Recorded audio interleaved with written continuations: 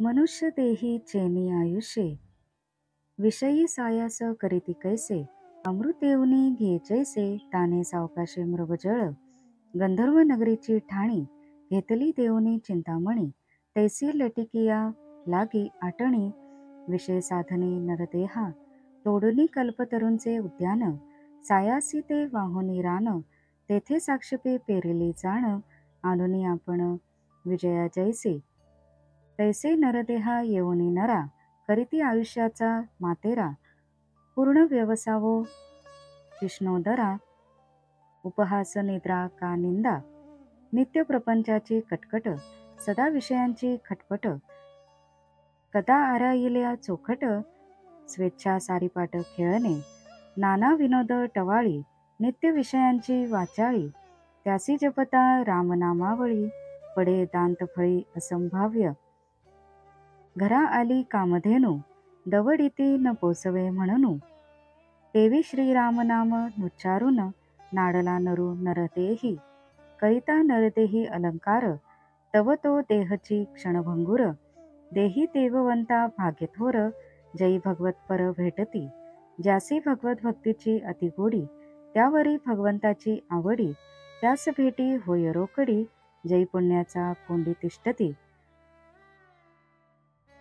ज्यांची या आवडीच्या शोभा, भगवंतू पालटे आला गर्भा, दशावतारांची शोभा, जाहले पद्मनाभाच्या चेनी, ऐसे कृष्णकृपा समारंभे, जे भगवंताचे वालभे, त्यांची भेटी तैसी लाभे, जे भाग्ये सुलभे पै होती, निष्कामता निजदृष्टी, अनंत पुण्य कोट्यानकोटी, रोकड्या लाभती पाठोवाठी, तै होय भेटी हरिप्रियांची, व्याघ्रसिंहांचे दूध जोडे, चंद्रावृतही हात चढे, परी हरिप्रियांची भेटी नातुडे, दुर्लभ भाग्य गाढे मनुष्या.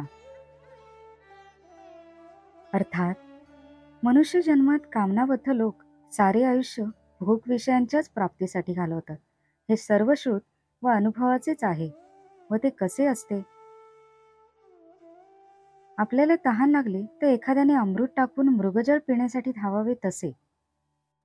चिंतामणी टाकून कल्पनेतील गंधर्व नगरातील जमीन घ्यावी, जिला सत्य अस्तित्वच नसते, तसे त्या विषयलोभी लोकांचे कृत्य होते. किंवा कल्पतरूंचे उद्यान चांगले वाढलेले असले तरी ते तोडून टाकावे आणि त्या जागी विजया नावाचे रोप अर्थात भांग अगदी प्रयत्नपूर्वक लावावी, तसे त्यांचे कृत्य होते. अशा प्रकारे जीव नरदेह प्राप्त केल्यावर आपल्या आयुष्याची माती करतात. आपली कामवासना पूर्ण करावी किंवा पोट भरावे म्हणजे बस झाले, तेवढीच इति कर्तव्यता त्यांना वाटते. मग रिकाम्या वेळात ते कोणाचा उपहास करतात, निंदा करतात किंवा आळसाने झोपून राहतात. सारा वेळ फुकटच घालवतात. त्यांची प्रापंचिक कटकट सतत चाललेलीच असते. इंद्रियाचे भोग मिळवण्यासाठी ते सतत खटपट करीत राहतात आणि रिकामा वेळ असला तर सोंगट्या खेळत बसतात.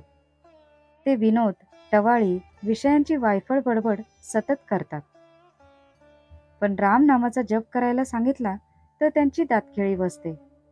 असा जीव घरी कामधेनू आली तरी तिला कोण पोसणार म्हणून घालवून देतो. म्हणजेच रामनाम घेत नाही आणि उगाच कष्ट भोगतो. या नरदेहाचा अहंकार बाळगावा तर हा देह मुळी न टिकणारा आहे. आणि जेव्हा देहात मोठे भाग्य उदयाला येते तेव्हाच भगवंताचे भक्त माणसाला भेटतात. ज्यांना भगवत भक्ती मनापासून आवडते त्या निष्ठावंत भक्तांवर देवही प्रेम करतो आणि कोट्यावधी पुण्यकर्मे फळास येतात.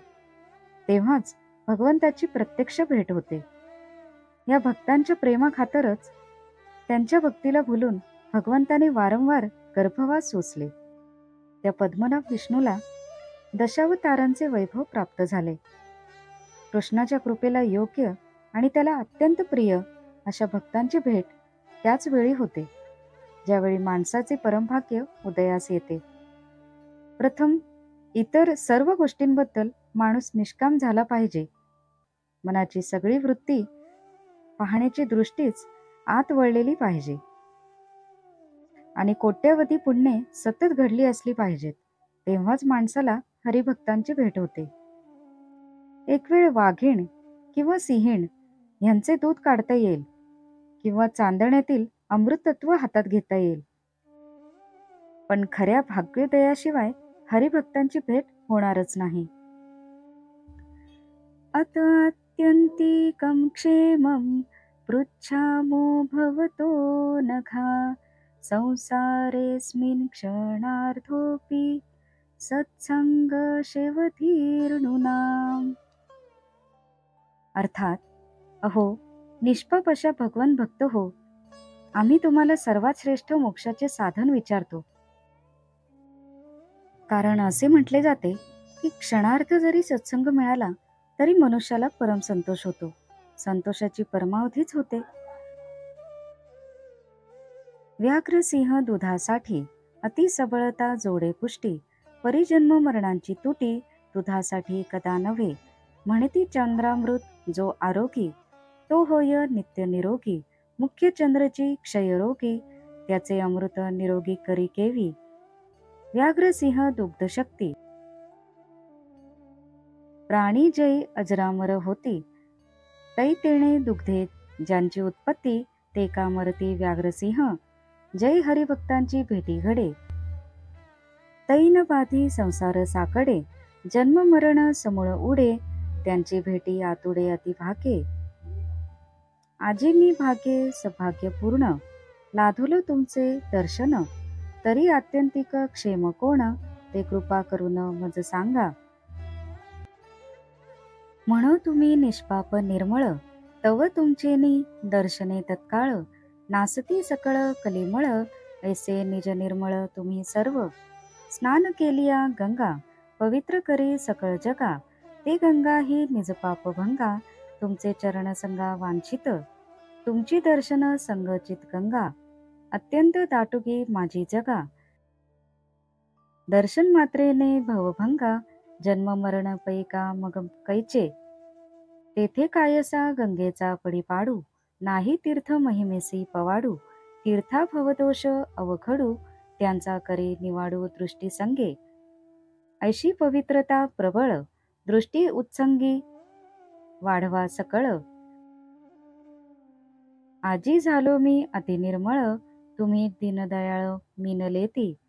ऐसे पवित्र आणि कृपामूर्ती, भाग्ये लाधलो हे संगती. सत्संगाची निजख्याती, सांगता श्रुती मौनावल्या. ब्रह्म निर्धर्म नेणे निजधर्मा, साधू मुखे ब्रह्मत्व ये ब्रह्मा. त्या सत्संगाचा महिमा अतिगरिमा निरुपमा. सत्संग म्हणो निधी समान, निधी जोडल्या हरपे जाण. सत्संगाचे महिमान, साधका संपूर्ण सद्रूप करी. अर्थात वाघ सिंह यांच्या दुधाने एक वेळ शरीर बलवान होते, पण त्याने पुनर्जन्म चुकत नाही. जो चांदण्यातले अमृत सेवन करतो तो नेहमी निरोगी राहतो असे म्हणतात. पण चंद्राला क्षय आणि वृद्धी आहे, तर त्याच्या अमृताने म्हणजे चंद्रकिरणाने माणूस निरोगी कसा होईल. अहो, या प्राण्यांच्या दुधाच्या गुणाने माणूस जर अमर झाला असता तर स्वतः वाघ आणि सिंह कसे मरतात. पण जेव्हा का हरिभक्तांची भेट घडते तेव्हा संसाराचे संकट बाधत नाही.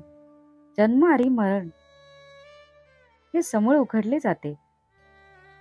अतिशय भाग्य असेल तेव्हाच हरिभक्तांची भेट होते, हेच खरे. माझे तर फारच मोठे भाग्य उदयास आले, म्हणून तुमचे दर्शन मला झाले.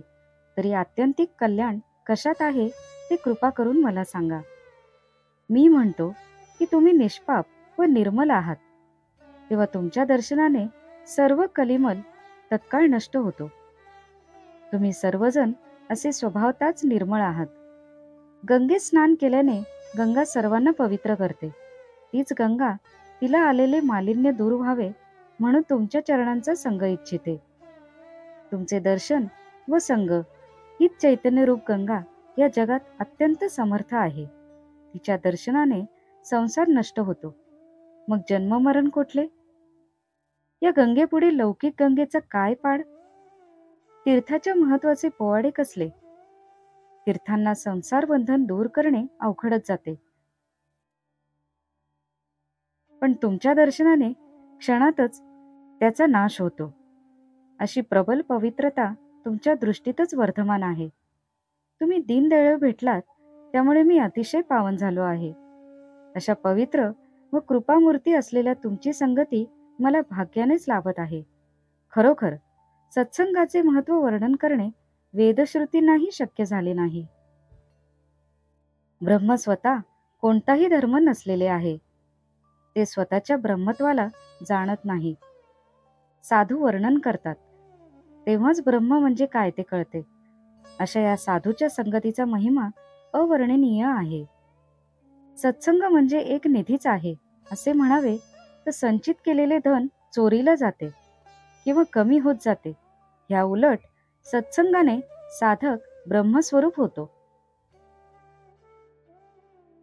धर्मान भागवतान ब्रूत यतीन श्रुतये क्षमम यै प्रसन्न प्रपन्नाय दास्यत्यात्मानमप्यज.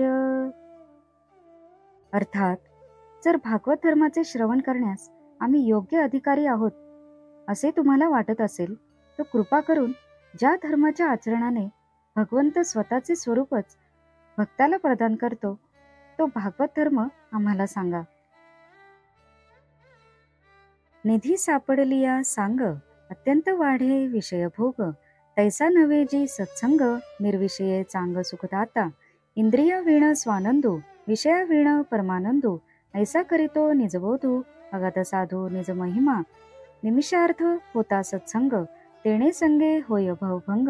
या लागी सत्संगाचे भाग्य साधक सभाग्य जाणती संत चरणी ज्यांचा भावो भावे तुष्टती संत स्वयमेवो संत सन्निधी मात्रे पहा हो संसार वावो स्वये होय.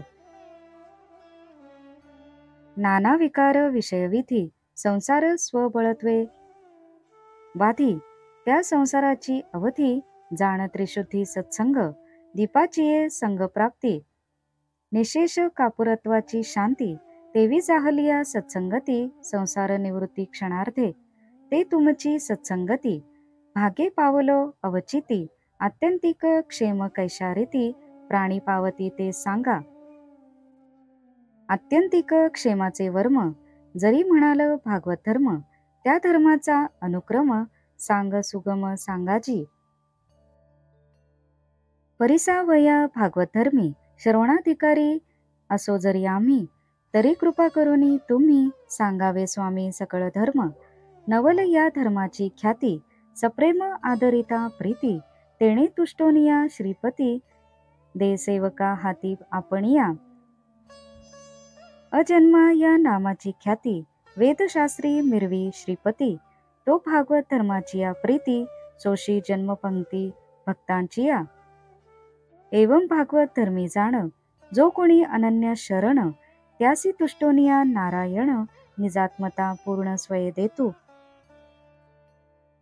भागवत धर्म श्रवणार्थ मज अधिकारू जरी नसेल येथ तरी मी अनन्य शरणागत आणि तुम्ही समस्त कृपाळू. अर्थात सर्व प्रकारच्या साधन संपत्तीसह निधी जवळ असला तरी त्यामुळे विषयांचे भोग वाढत जातात, पण सत्संगामुळे विषय भोगांपासून मन विरक्त होते आणि निर्विषय अवस्थेचे सुख मात्र प्राप्त होते. साधू आपल्या संगतीने साधकाला स्वानंद देतात, पण तेथे इंद्रियांचा संबंध येत नाही.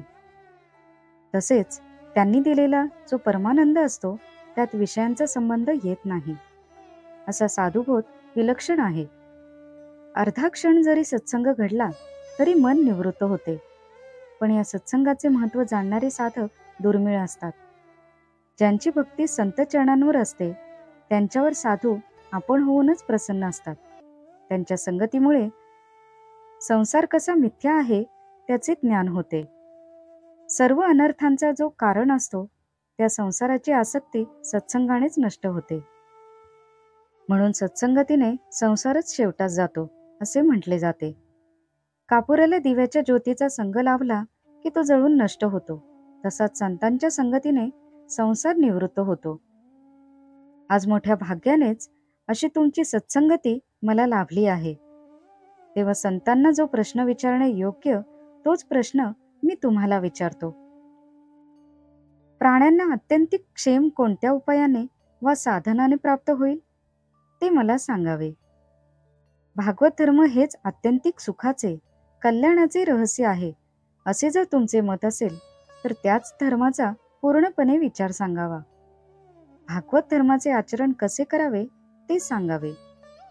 जर भागवत धर्म ऐकण्यासाठी आम्ही पात्र असलो, म्हणजेच ते आम्हाला शिकवणे योग्य असेल, तर आम्हाला ते सर्व धर्म सांगा. या धर्माची महती मोठ्या नवलाची आहे, कारण ह्याचे प्रीतीने आचरण केले तर संतुष्ट होऊन स्वतः भगवंत सेवकाच्या हाती स्वतःला सोपवतो. हा श्रीपती अजन्म आहे अशी याची वेद आणि शास्त्रे ख्याती सांगतात. पण भक्तांच्या प्रीतीसाठी तो अनेक जन्म घेतो. अशा प्रकारे जो भागवत धर्माचे आचरण करताना भगवंताला अनन्य शरण होतो, त्यावर प्रसन्न होऊन नारायण त्याला स्वतःशी एकरूप करतो.